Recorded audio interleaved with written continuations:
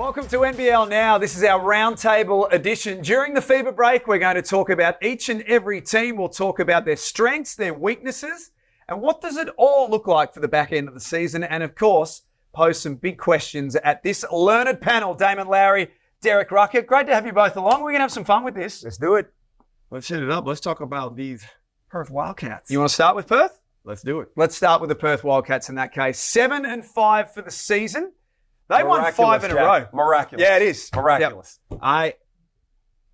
On Moments That Matter, about a month ago, Brisbane were going out to Perth. I said the loser of that game, it was a wrap. Perth lost that game, David. I don't know if you were paying attention that weekend. Or was watching. Okay. Perth lost that game. They haven't lost a game since. And I had to eat my words. They've been on a 5-game tear. And now they're the hottest team in the competition. I think they're playing better basketball than Melbourne United. Pardon? That's where you went too far. Everything was sweet, but you just took it too far. You pulled up from 35 feet when you just stepped out of your range just a little bit. In saying that, those Perth Wildcats that you said that you had wrote off, yeah, I also had them teetering. Now, the Red Army, I don't know what your problem is. You got an attitude problem. Somebody says one thing about the Perth Wildcats and you get all sensitive, jumping in. I don't even live in the Twitter world like that. All of a sudden, I'm looking over here going, what is this? What did I say? Talk to him, Dave. All I said was, you are too spoiled. You want instant gratification. You got to win every damn year. Correct. Now, John Ridley, we both a teammate of John Ridley. 5 years. You was in the trenches with him. You guys was winning. I played with him. We were losers. But you get to see the qualities in the guy. I saw when we was Townsville Crocodiles my last year in the league. We were losing, and John really was there every day shooting, doing all the little things. I saw leadership qualities in him, and he's got a strut. I said, this thing will get turned around because Johnny is a fighter. And when it does get turned around, I want to see where all that yap is going to sound like now. The Red Army's being real quiet. Everybody was calling for John Ridley's head. I don't hear nobody saying now, let's give Johnny an extension. How come? He's turned it around. This guy will do whatever it takes to win. If he's got to hurt some people's feelings, I'm sorry. But we got to win, and now they're on a 5-game winning streak, and they are balling, and I'm here for it. And I got to see that team up close in their game against the Bullets. I was spending a lot of extra time around the Perth huddle to see what the engagement was like. John really has those guys' eyes. He coaches them hard.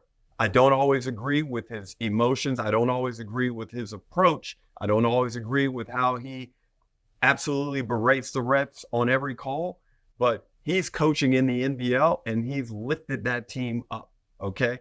And that comes down to basketball intelligence, desire, and can you manage men?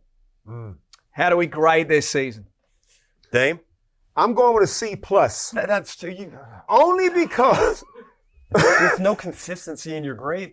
They're 7-5. They're in the top 3. Who'd you give? You gave somebody you gave Phoenix a C+. Don't be looking at my paper, man. We haven't got to the Phoenix. Don't be looking at my notes. This is our first one. Sorry. Cheating off listen, it's the whole season. Just because you showed up to class and you've been good for a couple of weeks, don't mean all of a sudden I forgot about when you was 2-5. Yeah. I didn't forget that. Now, when you was 2-5, that fact they worked up to a C+ and they trending upwards there. They are trending upwards. But I gave them a C+ based on previous past horrific performances. Johnny couldn't work out the rotations. He didn't realize that Hiram Harris was on the team. He forgot. All of a sudden. No. Well, you're also forgetting, though, that Doolittle was hurt. They had the little transition also where they had to bring Doolittle over and then acclimate him. That's not easy. And we also drunk way too much Jordan Usher Kool-Aid. We drunk way too much of that. We got gassed up on that 35-point game in round 1. He ain't scored 35 points since total, but he's still a valuable contributor. But Johnny worked it out. Bench, go sit over there, come in and give us some instant impact. So Johnny, I knew he was going to turn around and figure it out. But all that combined, you put it all in the pot, Derek, and it's a C+. We're going this way. It is a B. They're a B. They're a solid B. That victory in Brisbane came off the back of an emotional, tiring game against Cairns. They flew all the way over to Brisbane, beat a ready Brisbane team in a tough, dour defensive game that they had every right to quit on. So for that reason, they're above a C. Your grade is crazy. They're a solid B and almost a B plus. And they've beaten Melbourne United in Melbourne. Granted, it wasn't real. I was Melbourne going to United. say, It wasn't calm real down. Melbourne United. Yeah. It was, but we saw what a non-real Melbourne United can do. But again, this is the complexity and the intrigue in the NBL. How good is Perth really? Are they better than Southeast Melbourne? They just beat Brisbane. Is Brisbane a top 4 team? This is all in the pot for us to figure out and discuss. It is great. So with that said, we'll get to the big three. We'll Yep. pose 3 big questions of each team during the roundtable episodes. Question number 1 is in line with that. They've got it back together. Can they hold it together? I think so. They now have their identity. They Yeah. know who they are. I was called on, they were 2-5. I said, you guys, it's a hierarchy to this. This is an equal opportunity. It's Bryce Cotton and everybody else fall in line with your roles. They've done that with Hiram Harris, with Jesse Wagstaff. They're doing it with Jordan Usher coming off the bench. I keep wanting to say Spencer Dinwiddie. It's Christian Doolittle. But he is now, I don't know why. 2 very different I people. know, but it's something in my brain that makes me want to say that. But even Keanu Pender, so what? He's not Keanu, MVP candidate. He's still Keanu Pender, and he's okay as long as they're winning. And he predicted a 5-game winning streak in a press conference not that long ago. So they now have their identity. I think they can maintain that and get themselves into the play-in. Well, what I do like about them is they have one of the best athletic teams out there, and they have great length, athleticism. It's not necessarily size, but they do play well vertically. Hiram Harris isn't tall, but he plays bigger than what he is. And now you're starting to get some solid contributions from not only Bryce, but a guy like Harris, Pender. Sarr has found a better role. It's probably not the starring role that he or some other people in his camp probably hoped for, but it's a productive one. And he's doing a good job defensively. You bring anything around that rim against Perth, he's throwing it up out of there. So, defensively, they've gone from about in the course of 3 weeks, they've gone from number 9 in the competition to number 4. The only thing now they've got to shore up is their defensive rebounding. If they pull that in the line, they've really got something going on. Question number 2, Jesse Wagstaff is a 6-time championship winner with the Perth Wildcats. He is royalty. He had a milestone game earlier this season where he was DMP'd, and he had 2 DMPs in a row. Now he's become a valuable part of this lineup. Does John really owe Jesse Wagstaff an apology? A verbal one? Well, he can write it if he wants. Write an open letter? You can send him a fax, whatever. Oh, that's a tough one, isn't it, I Damon? don't want to necessarily say an apology. Look, Is giving him minutes again an apology? Is that enough? Remember when we was little? Oh. No, I don't actually. I'm older than you. Just barely. Yeah. Remember when you get in trouble and your mother might have to put hands on you and then you was mad at her, but then she take you to Hungry Jack's? Yeah. That's what Johnny's doing. Yeah. He's taking Jesse to Hungry Jack's. He got him a little Happy Meal. But Jesse, that is the apology. Well, I said before, Johnny is a good manager of men. And the other night in Brisbane, when Jesse wasn't having a good game, because that's going to happen. At that age, some days you're going to wake up and the body's like, not today. Not today. So Johnny played him, realized it wasn't happening, and then sat Jesse and let some of the other guys take over. But the thing is, Jack, to your point, he had him out there. He gave him a chance. Yep. And just getting Jesse out there for a few minutes, it creates an aura and an energy within the team that is hard for anyone else to bring to the table. Particularly at home games. Particularly It's at noticeable home at home games. When Jesse Wagstaff comes onto the court, there's a roar at RAC Arena, which I think is important. Question 3, will either Webster be with the Wildcats next season? We're not going to see both Websters. We're not going to see both. We're not going to see Corey.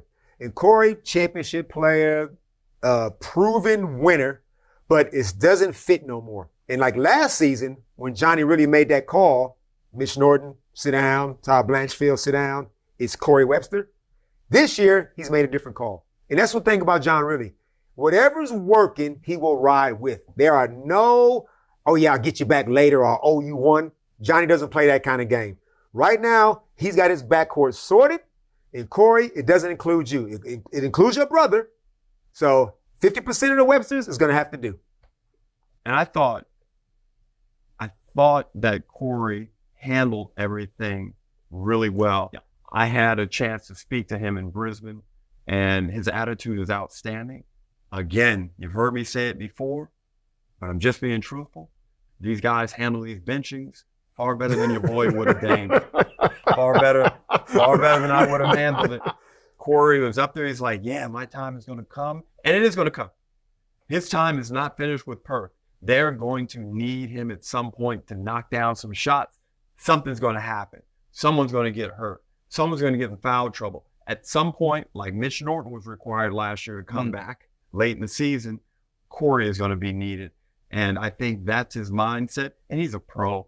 He's been doing this for a long time. He understands the ups and downs. Right now, he's got a little ankle concern that he needs to get over. So this has probably come at a good time for him physically.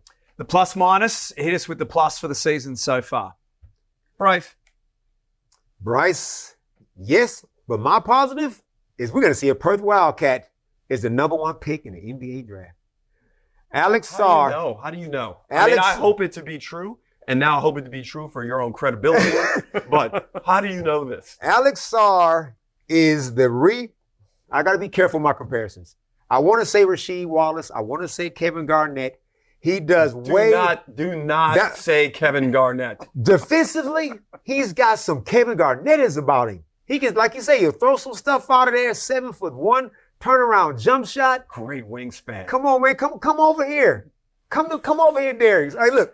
He's in the green room. He is like #1 is on the table. So for me, the Perth Wildcats. He's in the green room with the best seat. What seat do you want, Alex? I'm gonna take that one. Everybody else, work your way around me. The #1 seat. The minus? The minus, I'm gonna have to go with the rebounding. They've got to get better. It's been better. And it has gotten better over the past couple of rounds, and that's where Sarr. He's got to be a double-digit rebounder. If he's playing 20 minutes a game, if he can get 10 rebounds, I think then he solidifies that #1 pick that you're talking about.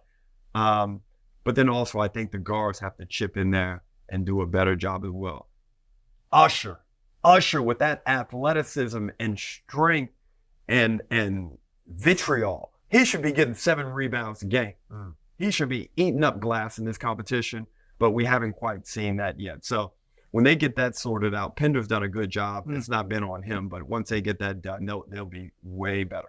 I see that, and I raise you perimeter shooting 30% from deep water as a team. Now, Bryce is obviously making shots now, but when Bryce he's the toughest scout he's the #1 on everybody's scouting report. If Bryce is down, now Bryce does a great job of getting himself to the foul line to get his points ticking over. Yep. If he's not making shots, who is in the perimeter? Christian Doolittle has proven that he can catch and shoot from time to time out there. Usher's up and down. He's starting to show the ability to shoot it against Brisbane. It's some tough shots against Brisbane, but we don't have enough of a track record to know if that's legit or if that was, Exactly. One hot day don't make a summer. No, sir. 7-5 for the season. Where do they finish at the end of the regular season? I got them in the play-in. Can we get a number? 5. Too vague. 5. I got them 5 at the 5th spot. Now, that could go up as of today, and you don't know what today is, do you? I thought that you were going to have them higher. I've got them 3rd. Wow. Ooh. I've got them 3rd, which is I had to swallow some D-Rug ego high because I ruled them out. I thought it was over. I thought it was over, and they figured it out quickly. Now they're on a run. I bet you they wish they weren't having this break right now. They're probably the team that least wanted the break. Well, it's blue sky for the Perth Wildcats, and I think it's blue sky for us. We are going to have some fun in our NBL Now Roundtable editions. Nice work, you two. Thanks for being with us, and we will catch you next time on NBL Now.